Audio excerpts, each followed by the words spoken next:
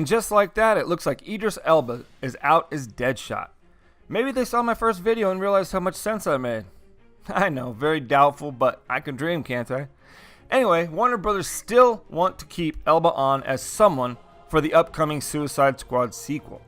The best option, in my opinion, would be to make him the Bronze Tiger. Bronze Tiger is a badass that has even bested Batman in hand-to-hand combat. Michael Jai White portrayed him previously in the CW series Arrow. But they could have just as easily used Abdul Mateen, who played Black Manta in Aquaman. If WB was smart and realized that Marvel movies do so well because each movie builds the momentum for the next movie, then they would be doing the exact same thing. A perfect way they could have done this would have been to have Black Manta get caught at the end of the Aquaman film or at the beginning of the Suicide Squad sequel. Then have him end up in Argus, where he ends up leading the squad, or at least being a part of the squad. And of course, by the end of the film, he would find a way to escape to set up his bigger role in the Aquaman sequel, as well as clear the way for a potential return of Will Smith's Deadshot in a third Suicide Squad film. Coincidentally, this story concept is very similar to a zero-budget short film I wrote and directed called The Misadventures of Harley Quinn, Harley's Great Escape. In it, Harley used Black Manta to escape and find the Joker. I'll put the link in the description below if you're interested.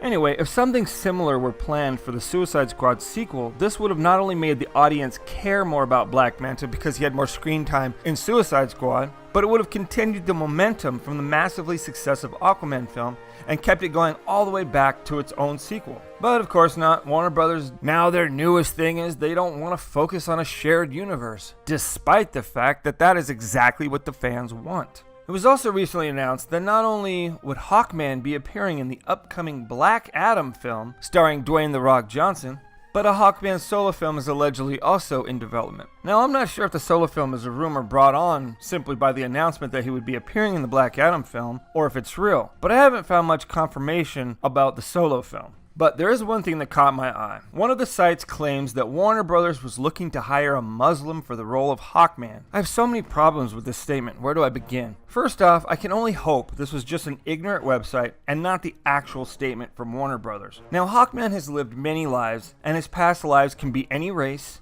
and his first life that he actually remembers was from Egypt. So he could easily be a Middle Eastern man in his past life. Now, his past lives are where they could potentially add all the diversity they want to this film. But his current character is a white guy named Carter Hall. So here is my problem. Is Warner Brothers actually looking to change his race as the current character? It wouldn't surprise me since that is a current trend sweeping across film and comics. In fact, Will Smith playing Deadshot is a perfect example. It is an unnecessary thing, and I truly believe one day history will say that it was a racist answer to the lack of diversity problem. They are answering a problem with the exact same problem. I think much of Marvel's success is that the on-screen characters look just like their comic book counterparts do. It's not racist to want to see the characters you grew up loving look like they do in the comic books. But this is all a huge debate for another time. So as I read the article and I read people's responses, it was evident that people don't seem to realize Muslim is not a race. The article didn't say Warner Brothers was looking for a Middle Eastern person to play the role. It specifically said Muslim. Well, anyone can be a Muslim. The palest white guy with red hair can be a Muslim. Meanwhile, my wife, who happens to be Middle Eastern, she isn't a Muslim at all. So if the article is right, is Warner Brothers actually going to screen people and ask them their religion? That's illegal. That would be religious discrimination. Or are they truly just being racist and looking for a Middle Eastern man, assuming he is a Muslim?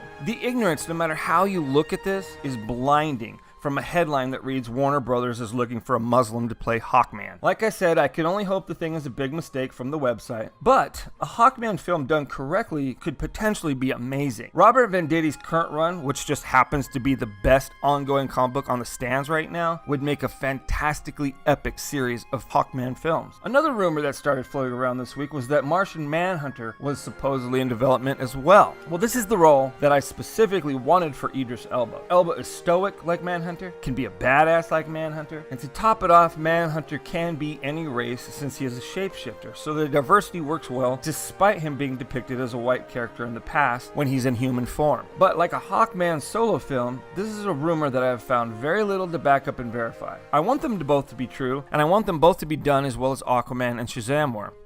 But now to switch gears a little bit and move on to another point. Another big announcement this week was that Katsuhiro Otomo's Akira is finally moving forward at Warner Brothers. This is a film I've been anticipating for a very long time. It's sat in development hell for over a decade now, but now there is finally movement. I've read fans' reactions to the announcements, and they all say things like, "Don't do it, don't remake the anime is good enough, you can't top the anime can't be translated to film, blah blah blah blah blah." People said the exact same thing about comic book superhero movies before it was finally done well. I admit anime has yet to have that great breakthrough film, but there is so much potential there, and I truly believe it will eventually happen. Someone will eventually get it right, we just need to keep trying. Alita Battle Angel is definitely heading the industry in the right direction. People that only know Akira from the fantastic 1988 anime film don't even know half the story.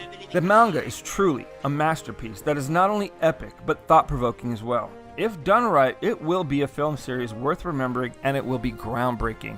From what I've read, the plan is to adapt the manga into 2 films. The hardest part that I can see for the writers is finding a good breaking point to divide the story into 2 viable films. I'm confident it can be done, but it will be a challenge. Another thing that fans are worried about is whitewashing the characters. Akira is set in Japan, and it was made crystal clear by Katsuhiro Otomo that the characters are Japanese. So, because of that, most people believe it should be an all-Asian cast to be more faithful and respectful to the source. I agree with this 100%, and thanks to Crazy Rich Asians, Hollywood has finally woken up to the idea that it can finally work, and they will be willing to do it that way. The director being eyed for Akira is Taika Waititi. Taika is best known for his recent directing job on Marvel's Thor Ragnarok. He's also known for his small role in the 2011 DC film Green Lantern. Taika has blatantly said he does not want to whitewash Akira, so faithful fans everywhere can rejoice. But now I need to point out something. We are witnessing a massive double standard, not only in Hollywood, but amongst the fans as well. Michael B. Jordan played the Human Torch and is rumored to be playing Superman. Will Smith took the role as Deadshot. Idris Elba took the role as Heimdall, and many want to see him play James Bond. These are just few of many race-swapping casting choices that are looked on as progressive and somehow moving the industry forward, but at the same time, race-swapping the cast of Akira is sneered at. I know it's sneered at firsthand. A few years back, I made a fan-made Akira trailer composing 32 films to make the less than 3-minute trailer. I worked with what was available and what lent itself to the film. It ended up being Paul Walker as Canada and Joseph Gordon-Levitt as Tetsuo. The trailer ended up being good enough to fool people into thinking it was real, but most people were pissed off that the cast had been whitewashed. 45,000 views later, and the only criticism of the trailer was the whitewashing, which was beyond my control. I'll put the link in the description below so you can check out the trailer or even read the comments if you want. Now I get it, it should be faithful to the source, but so should all of these films. I wouldn't want a white Black Panther or a white Shaft any more than I would want a black Superman or even a white Superman with blonde hair. It isn't racism. It's wanting to see what you grew up loving come alive on the big screen. Why is changing the characters to white considered racist, but changing the characters to black considered a progressive good thing? Racism is racism. Discrimination is discrimination. Movies like Ghost in the Shell or Alita Battle Angel are actually very well done, but some fans boycotted them due to the whitewashing. Well, if you want more anime movies, then these need to be successes to drive and motivate Hollywood to produce more. Now here's the irony. As much as I want all of these films to be faithful to the source, Japan actually intentionally make their anime characters look Caucasian. Anime is an export for them. They feel it lends itself to exporting the product to the biggest markets, being Europe and the US, that much easier if the characters look Caucasian. It's about profit, and that makes perfect sense. Let's also not forget, when we export properties such as Spawn or Spider-Man to places like Japan, they also change them to be Japanese characters and no longer the Caucasian characters they originally started out as. When they exported Breaking Bad to Colombia, they did the same thing when they rebranded it as Metastasis. So this is something that happens worldwide. It's not racist, it's just about appealing to your audience. So people here in the States need to lay off the one-sided accusations of racism.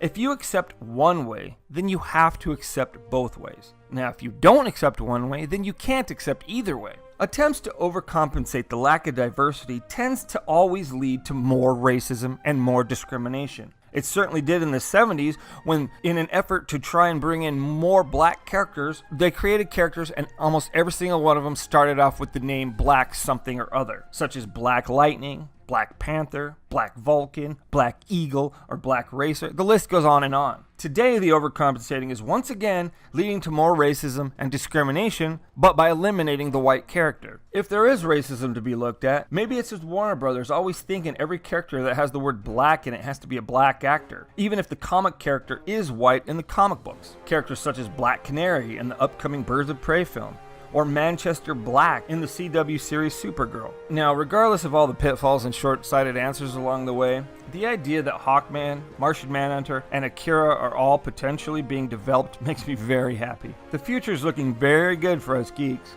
Now, if we can only get a very well done Gundam movie, Robotech movie, Dragon Ball series of movies, and let's hope Warner Brothers does not once again screw up Jeff Johns' upcoming Green Lantern Corps movie.